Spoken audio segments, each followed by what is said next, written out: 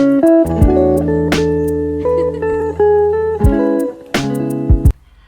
guys, Gina, welcome back to my channel. Oh my god, I look like I'm naked. Okay, so today in this video, I'm going to be talking about IGCSE Photography. So I know during summer for your 9 students, you're probably wondering, what IGCSE option should I pick? And for me, I've just finished my IGCSE this year, and I'm going to be talking about my experience with actually IGCSE Photography because it's one of my favorite subjects, and I am like really proud and feel lucky that I actually chose photography as my IGCSE. So before I go straight down to the video, I want to make sure a few things and clarify a few things to you all. So the 2 years that I have done my IGCSE course, it's COVID. So the situation that I have my marks been marked is a bit different than you all gonna be. What I've handed to my teacher for my final grade is 3 PPT. The first one is a digital sketchbook, the second one is a personal project PPT, and the third one is a abstract PPT. Hey guys, it's Editing Gina. I want to clarify something really quick, which is when I talked about the digital PPT and all the different PPTs, please don't expect you're going to be doing the same thing. You're going to be having an abstract PPT, you're going to be having a project based on freedom, all this stuff. Every single year, the exam board asks for different kind of things. Like for last year, they asked for nature. For my year, they asked for freedom. So I am not sure what your school or what you're gonna be doing next year. So please, everything that I talked about, please just ask as a reference. Don't be like, oh, next year when I go to IGCSE Photography, it's gonna be about freedom. Please don't do that. So yeah. So for the first one, the digital PPT, the digital sketchbook is basically the sketchbook that you normally write in, and you just scan it, and that's all. That's the first thing. What is actually in the sketchbook is basically things you normally learn, like the form of elements, like how to use a camera, and all those different things. Of course, I'll show you guys my PPT over here, so it's basically what I'm talking about. Hey guys, I forgot a really important thing. We tried these 3 things: aperture, shutter speed, and ISOs. So I personally think that these 3 things are the basis of photography. If you learn these 3 things well, you can enhance your photo easily and make your photo an upper level than others. So if you're learning or you're picking photography, remember to pay super focus while you're learning these 3 things. This is my year 11 sketchbook, and as you see, I'm having it under here, so yeah. So as you see, the first thing we did is a pinhole camera thingy. So for a sketchbook, what my teacher recommend is you have to have pictures, many pictures, and detailed description. So there are many words. And the second thing we did is obscure thingy. Then is the past and the future of photography. Then the verb list thingy.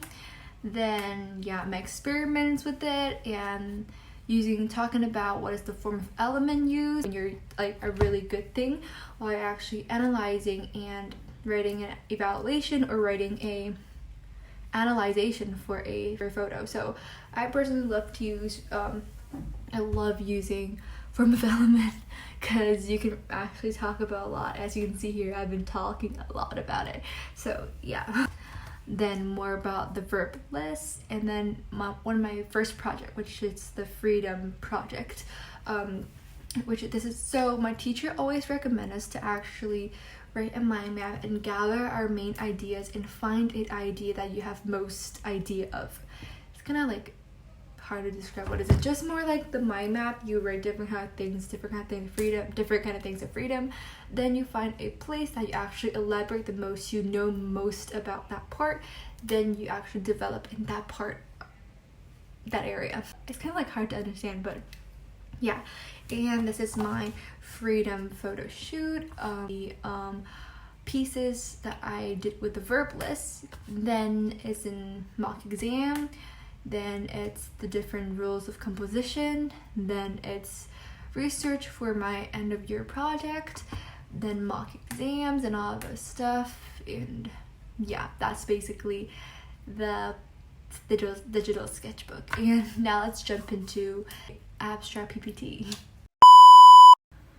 So for the abstract PPT, what you first have is a definition for abstract, then it's more like things about abstract, and what is form of element, and mind map for form of element. So for form of element, there's a few things you have to know. Form of element is a thing that made up a photo, I would say.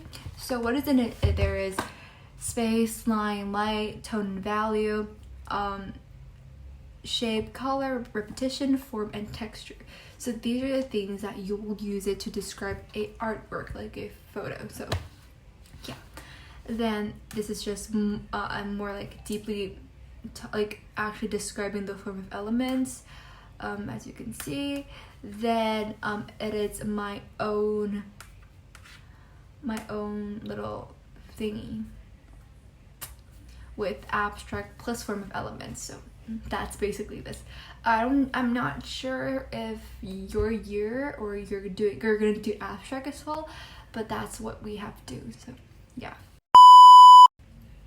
So for the third one, which is my final project PPT, so for my final project PPT, I would say that what you want is content, like mini content of how you had the idea of doing it and all this stuff.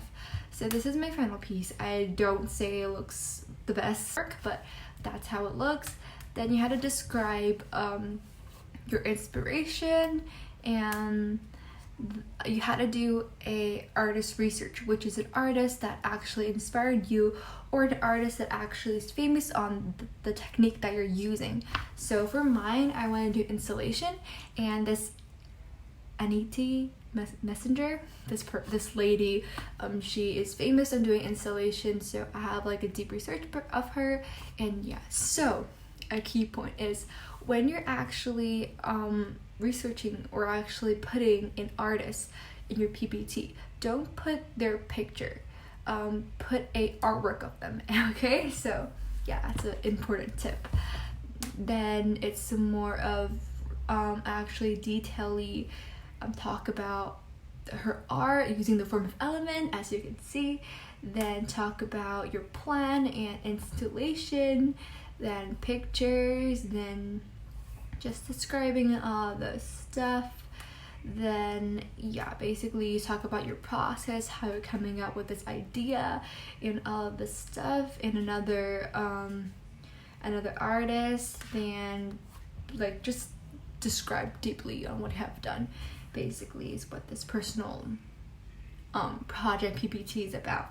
And remember, it's every single work or project you finish, you had to write an evaluation for your work, and also the use of visual elements. So the visual elements and the form of elements is basically the same thing, I would say. So yeah, that's basically it.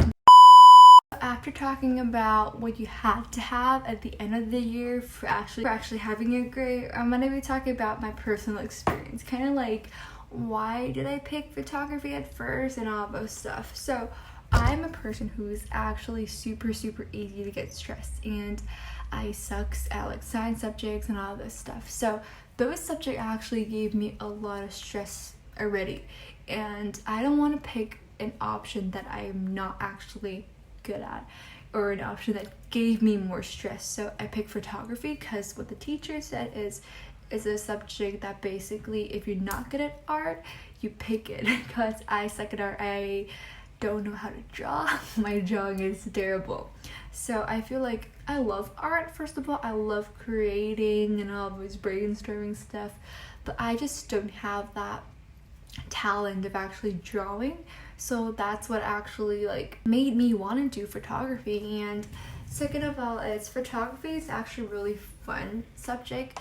I would say if you actually love it, you'll actually put time in it. And I would say in my school, people that sucks in other subjects also pick photography, because photography is actually really not about science or English. It's basically about art. So that's what I love about photography, and it's fun. You actually experiments with different kind of things. You actually had the opportunity to get a camera and take pictures all around school and develop them using different kind of acid stuff, and also in Photoshop and all of these different apps you want to use.